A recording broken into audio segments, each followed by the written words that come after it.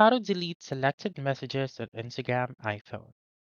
First is by opening your Instagram app and then go ahead to your chats found on the upper right corner by clicking on it or by swiping left like this one.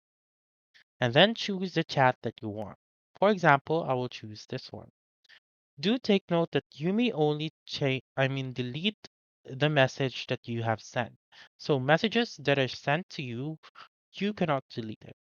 So for example, I'll just delete or unsend this one. So I'll just press and hold onto that message and click on unsend and then click on OK. And then that message will disappear to this chat.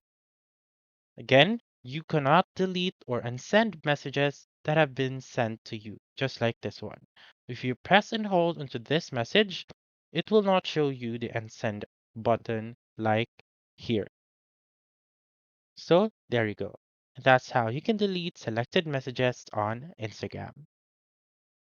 So that's all for this video. Let me know in the comments section if this works out for you. For more helpful tutorials like this, please subscribe to our channel and don't forget to click that notification bell. Thank you for watching and have a wonderful day.